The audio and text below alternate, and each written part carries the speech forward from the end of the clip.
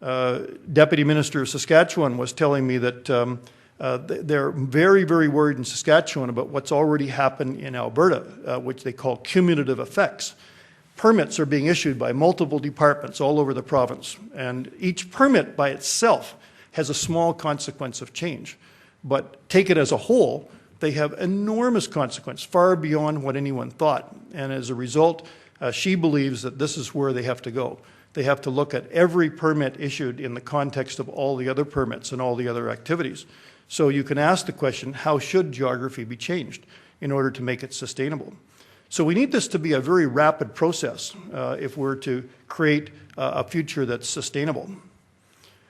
This is an evolutionary step. It's not going to happen overnight.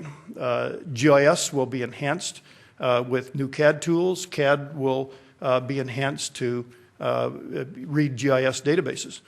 Individuals will use this. Groups will use it. But I think much more importantly, and for this group here, I think design will start taking place over the Geoweb, where there'll be many, many opportunities for collaboration as we pull in citizens to start looking at our design. Why is it so difficult for us to get a new wind farm in place? Or why is it so difficult to get a nuclear plant? Because everybody's scared. Nobody understands its impact or consequence. So they say no. The first reaction is no. But if we start giving them information and let them be part of the design process, let them be part of building their cityscape, I think we'll see an enormous change in the way society thinks about development. I want to just give you a little sense here of what geodesign might actually look like. A few years ago, before I start this video, I think last year I talked about a product, and its name has just escaped me right now, developed by the Orton Foundation. Community Viz, it was called, to visualize impact of changes to their community. And it was really it was really operating at very site specific because it was very simple. But in this particular case, let me just start this up. A designer can actually grab some residential property. In this case, they've gone high density residential and just sketch it in. Immediately see the impact of change to urban area, what loss of habitat of that natural space that disappears, what additional runoff is it going to contain. Take another type of urban density, put that in. Again, we now start to see a little dashboard of the impact. We're showing only a couple of things. We're showing area, habitat loss, and runoff, major issues in urban development. But there are many, many other issues as well. Runoff, for instance, should be connected to our storm sewer system. What's the capacity of our storm sewer system? Where does the storm sewer system take the water? We can also do this as groups. Groups of people can work together on these new light tables to let us collaborate together. And as we go in and build our various plans and alternative scenarios, or we can use a model to calculate a potential route, and then we can put a route through it and see what the impact of that route is.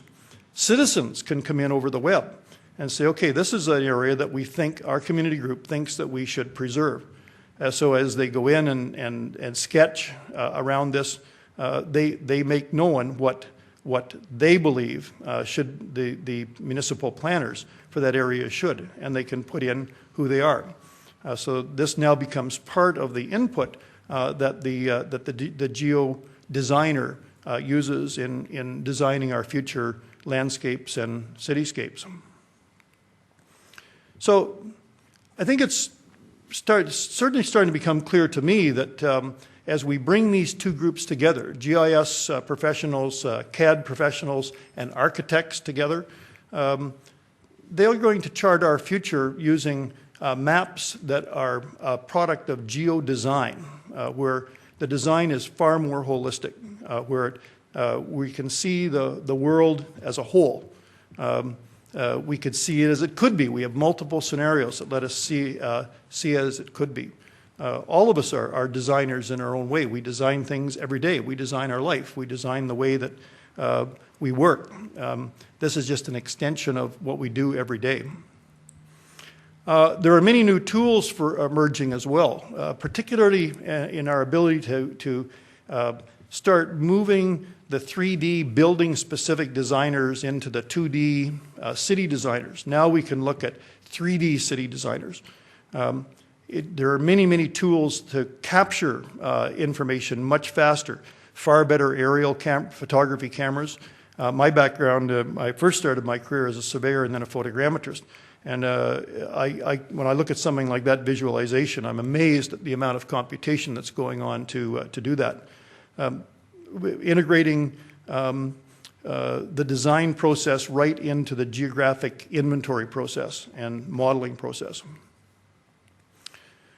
So, geodesign. Now let's move now to what's going to move the Geoweb forward fast. Many of us here today are very technical. We have a deep understanding of how things work at the underlying level of the Geoweb, but we're a small group. There's a far, far larger group out there that really doesn't care. They just want it to work. They want to develop very rich internet applications, and they want to share their geographic knowledge with others. The kinds of maps that we can make today are changing the way that we think about developing applications. Web 2.0 technology is letting us communicate back and forth. A map is no longer a static item to be printed and distributed. It's no longer a static JPEG to show up on somebody's browser. It becomes a highly interactive tool with many new styles, many new patterns, and many new techniques for displaying things. Today, mapping is being implemented in many different ways.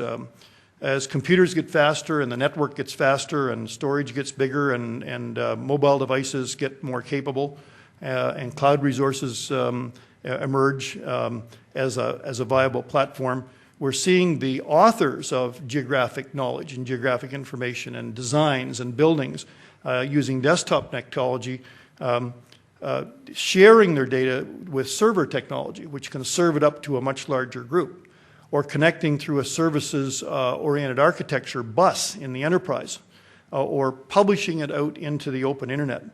Increasingly, this is being integrated with the web. That's what's creating the Geoweb. Servers initially started out just for mapping. Where is my house? Martin O'Malley, the governor of Maryland, is a real strong supporter of GIS. He has a dashboard that he uses every day to look at what's happening in the state of Maryland. And his mantra is that the citizen wants to say, show me my house. Where is my house? Mapping my house. But GIS on the web goes far beyond that. It goes beyond integrating the enterprise, which is important. It goes all the way to SDIs, spatial data infrastructures, where departments are replicating their data into central servers so that they can be published. Mashups, the term came out of the music industry, and now it means something completely different, being able to take these multiple services and bring them together, to be able to visualize what's happening in our world. The web has turned out to be a near ideal platform for GIS, because GIS is like the web, is decentralized all over the world. Hundreds of thousands of organizations building their geography, building geographic knowledge in their organization. They're creating authoritative data of their town, of their province, of their community development organization, of their conservation organization. They're making maps that they use locally. They're visualizing what's happening in their community. They're doing analysis and building models. And more importantly, they're starting to build rich applications, like that application we saw of the Manitoba flood. And they're publishing these to a wide variety of people. I think it's the work of all of us over the next 5 to 10 years is to get this in the hands of the non-expert.